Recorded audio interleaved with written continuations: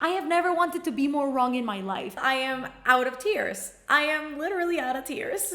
Hello book reading friends, welcome back to my channel, or welcome if you're new. My name is Melanie and today we have a very special reading vlog. I read the Poppy War Trilogy by RF Kuang and it broke me. In this vlog, I will be reading The Poppy War by RF Kuang, The Dragon Republic, and then The Burning God by RF Kuang, which is the third and final installment in the Poppy War Trilogy, and it is coming out November 17th. Before even starting the video, I just need to say a huge thank you because I had bought The Poppy War for this reading vlog and I was meaning to get The Dragon Republic, but it was bought off my wish list. So thank you so much, Maria Gabriela, for getting me this book as an early birthday present. And I also just have to say a huge thank you to Harper Voyager for sending the arc of The Burning God my way so I could make this reading vlog happen in its entirety. If you have yet to subscribe to my channel, you can do so down below for more bookish content. I am constantly uploading videos and live streaming, so you definitely do not want to miss any of that. You can also follow me on all of my social medias, which are always linked down below, as well as my Amazon wish list. If you don't know what the Poppy War Trilogy is about, in this trilogy we follow Rin, who is a peasant girl, and she has always been the means to an end. She has been abused her entire life, and so to get out of that life, she studies very hard to ace the Keju, and once she does, she is accepted into the most elite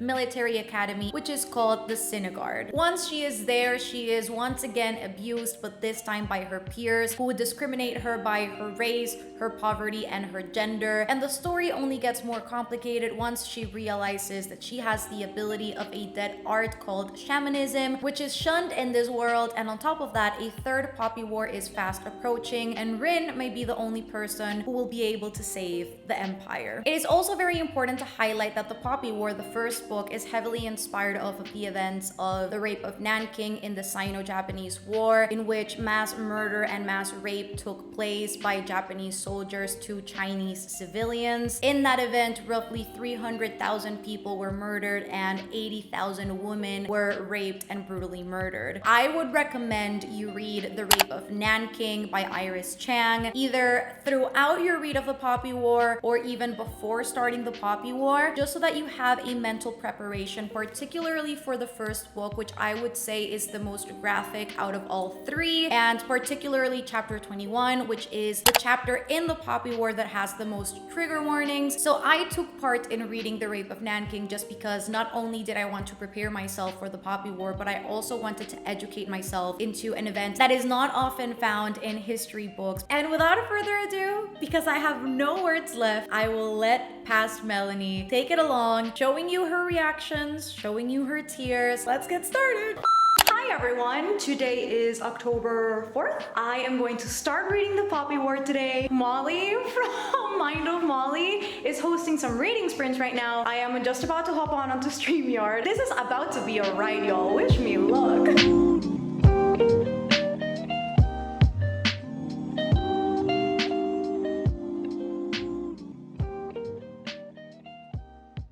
Alright everyone, so I just managed to crack into part 2 of the Poppy War. RF Kuang really is a master at building her world and really understanding her whole magic system. I am enjoying it so much. Rin, as the main character, is someone who has been through constant abuse, and she is definitely a product of that. There is such a resilience and a strength there because she is not giving up, and she knows that she is willing to do anything in order to get out of that situation. And one of the conversations that I'm enjoying the most, and one that keeps popping up throughout the book, is that classism, privilege with the educational system, and how only the people who come from money are really able to get top education, and then everyone else is basically segregated and marginalized. And they're doing that purposely because by doing so, they can control the masses if they are not educated. We've already met Katai, and Katai is so wholesome and needs to be protected at all costs. Definitely one of my favorite characters. And Lily told me, Lily was like, "Hun, you're gonna love Katai. Katai is one of my favorite characters, and most definitely I love Katai. And we've also met Neja. I don't know how I feel about this one just because he's such a bully, or at least he was towards the beginning with Rin. I don't know how to feel about the rest of them. Venka is definitely someone that I just don't like. They're committing these actions and doing these things that are not necessarily good, but the progression and the way that they're interacting with Rin and the way that they're pushing her towards who she needs to be is something that I'm liking. So far with Jiang, I'm not necessarily in agreement with his methods because they are unusual and not the healthiest, and I'm almost at 50%. Hopefully again, I'll be either at 50 or 60% before the day is over.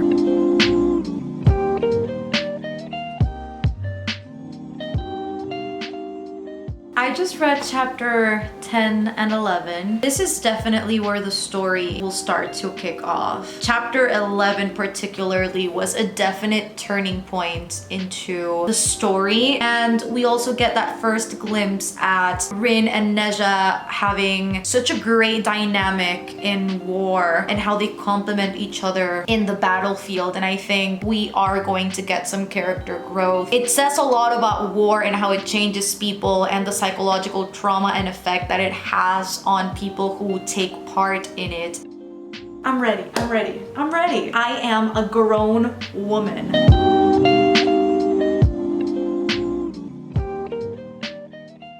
I don't even know what to say right now because there are so many things that I could say in regards to the writing, but I think what is hitting me right now is that not only do I feel for these characters that had to go through this, but the fact that women had to go through this. Mankind can go as far as being that cruel is just, it oftentimes makes me wonder where we go wrong. And I think it's commendable how RF Kuang has dared write a book including these scenes and these topics that really show the effects of war. Again, shocks me the fact that she wrote this at such a young age. For that, I just need to applaud her because I have never read anything quite like this. So now I will go back to reading and I will hopefully finish the book tonight.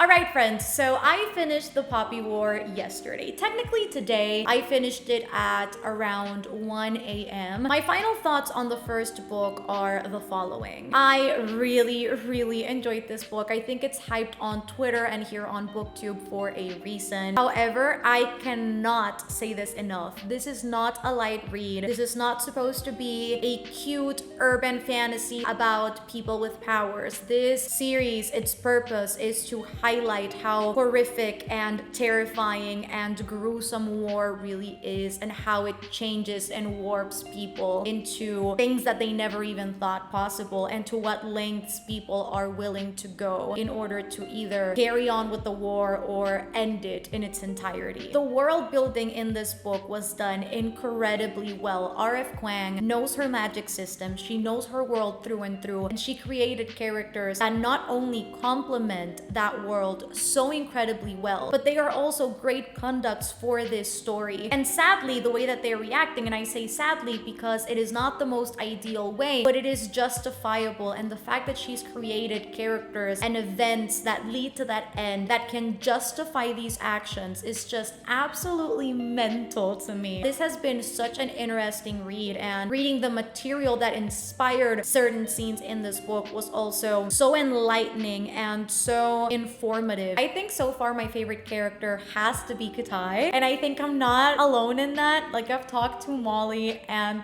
to Lily about this, and Lily's like, Katai is my baby, and I certainly agree. I don't know how much of those clips I'll put up for you guys, but when I tell you that I was mad towards the ending of this book, I was mad. I was livid. The fact that Rin sympathizes with her oppressors and with her abusers, I wanted nothing to do with him. Like, absolutely nothing. And I just need to read this real quick because I think it's one of my favorite passages in the book. They did not think of the Nakara as human. And if your opponent was not human, if your opponent was a cockroach, what did it matter how many of them you killed? What was the difference between crushing an ant and setting an anthill on fire? Why shouldn't you pull wings of insects for your own enjoyment? The bug might feel pain, but what did that matter to you? If you were the victim, what could you say to make your tormentor recognize you as human? How did you get your enemy to recognize you at all? And why should an oppressor care? Warfare was about absolutes, us or them. I think that passage right there just encompasses everything that war truly is. And it still to this day shocks me how as humans, there is that capability of losing all sense of empathy and being able to turn on each other and be so cruel. Safe to say, I gave the Poppy War a 5 out of 5 stars because there's just no other rating I could give it. So now, it is time for me to read the Dragon Republic. I know the Dragon Republic is longer than the Poppy War, so I have confidence that if I commit, I can finish this book this weekend. And that is my goal. Let's get reading.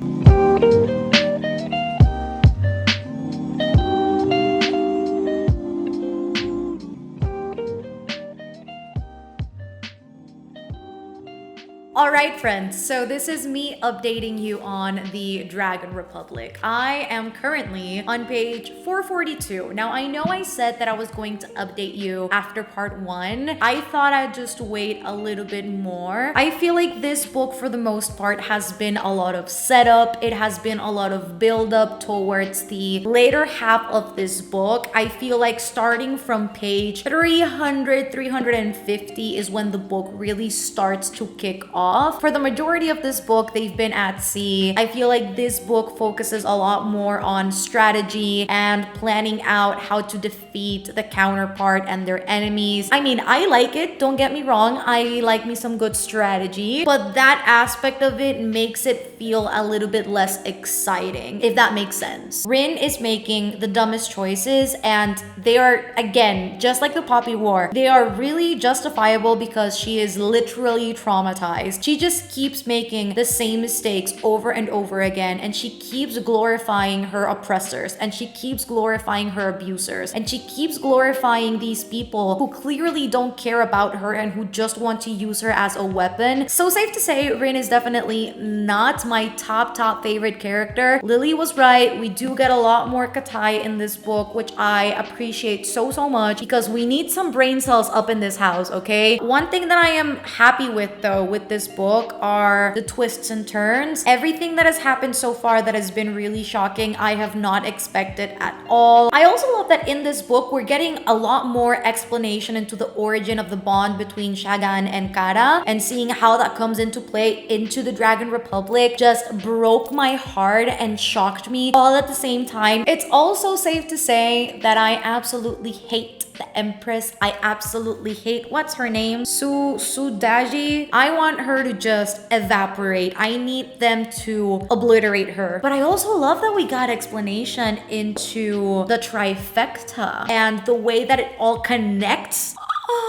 We have also gotten a lot of new characters in this book. We have Eridan, which I like Eridan. I mean, so far, I think he's been one of my favorite side characters because he's taking over that teacher, mentor, master position with Rin. He was definitely a really helpful figure into her withdrawal process with opium and drug abuse. And I really liked the way that RF Kuang wrote it because it is not an easy process to go through, and it is grueling and it is incredibly tough because you can relapse at any given moment, particularly if the people that surround you might be doing the same drug, or if the drug is a very common distributable thing in the market. So I really enjoyed reading that process for Rin, but it was also incredibly frustrating, and I think that's why Rin to me in this book is just such a frustrating character because she is truly making all the wrong choices but she doesn't realize and she is in constant denial. I think it's incredible though how in the first book I absolutely hated Neja, but now I am loving Neja so much. And I think Neja and Rin are truly just worthy opponents. They are head to head in prowess and in skill, but I quite like their dynamic. I feel like their dynamic is truly great, even though I know a lot of people don't like Neja, myself included at the beginning, but I am being turned into a Neja believer.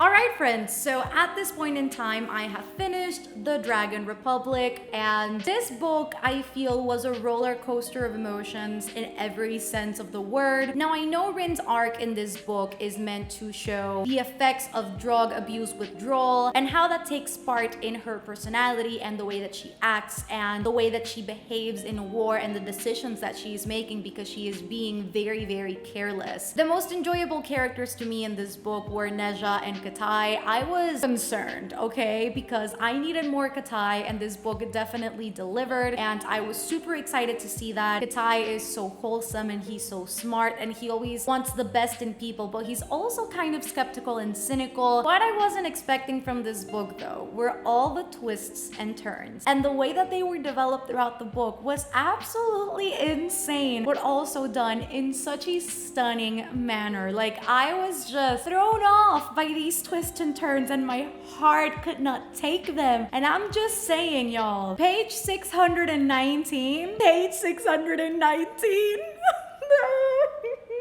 I was not expecting that. And I just felt my soul leave my body. That first 50% is what didn't allow me to give it a 5-star like I did The Poppy War. I was really torn on what rating to give this book because I was heavily inclining on a 4. However, the book made me cry. And when a book makes me cry, that instantly elevates its rating. And I'm just saying, some people won't agree with me on that, but if you make me cry, you've got me. You've got yourself a half point. And on top of that, all the themes that RF Kuang manages to weave into these novels and the plot itself is just insane. And this book also talks about colonization and how white people, specifically white males, have always been the oppressors and they will continue to be. And it has a lot of political intrigue, and it also has a lot of talk about power and how power can warp people into having different perspectives and making different decisions that they wouldn't have made otherwise. And you see that a lot with Rin, because although perhaps that is not Rin's personality and it may be the Phoenix talking to her at times, Rin does come across as a very power-hungry character, and that also provides a lot of interesting conversation. I have no idea how the trilogy is going to end because the ending of this book was so wild. I cannot even picture how this is all going to wrap up, and I am scared. I am scared because I have a theory, and if I am right, I don't think I will ever go back to being the same person. I was really selective with the quotes that I was highlighting throughout The Dragon Republic and The Poppy War, but I find myself really highlighting those passages that made you question the origin of war and made you question the decisions that country leaders really make in the state of war. So there's this one quote by Rin, and it says, "You think that, but I've seen how power works. It's not about who you are, it's about how they see you. And once you are mud in this country, you're always mud." It's just so heartbreaking, but it's so fascinating to read as well, because you truly get to see how sexism and racism works in this particular scenario, and that just translates to regular life. It hits you how messed up the world really is. Also, the dynamic between Katai and Rin in this book, it's everything I've wanted and more. I could cry at how much I love Katai. Every scene that they're in together is a highlight for me because you can tell how much they love each other, but it's completely platonic, and they're such amazing friends, and their loyalty stretches endlessly, infinitely, and I want to be wrong. I want to be so wrong in my theory. I want to be so wrong. That being said, I do have the arc for the Burning God, which is the third and final installment in the Poppy War trilogy. I do have the arc here on my phone, which is not the best place to read, but it's where I sent it, okay? It's where I have the arc. book, so I'll just read it on my phone. I am so not ready. So I will go ahead and start The Burning God, and I will update you as I go, I guess. I'll go read now.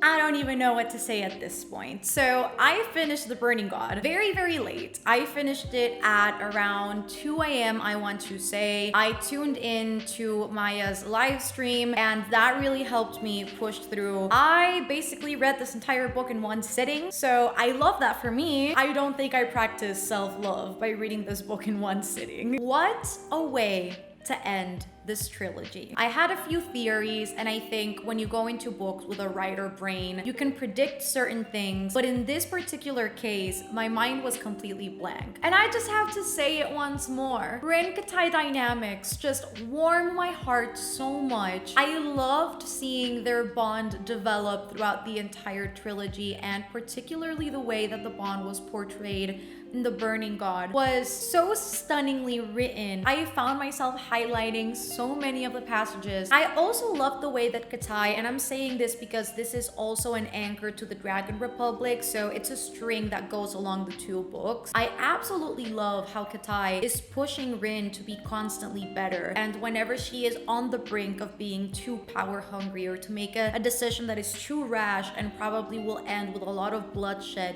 Katai is there to bring her back down to earth and say, calm down. It's almost like Rin is the brawn and then Katai is the brains. I know I have said enough times that Rin is incredibly infuriating, but reading The Burning God just completely made me appreciate Rin as the main character. And like I told you guys before, I think some of my favorite passages in the trilogy are the passages that highlight war and how people perceive war and how war dehumanizes people. And there's this one quote, I don't even know what page it is. It says that they were nothing like the monsters she had once known. In this war of racial totality, none of that mattered. If they were Mojanese, that meant they were crickets, and that meant when she crushed them under her heel, the universe hardly registered their loss. I also really loved Rin at the beginning of The Burning God. I think in that section, Rin was really giving me everything that I've been asking of her, and it was so nice to finally see her there. But also, seeing her there and still have such a long way to go, it was everything that I've been wanting from Rin since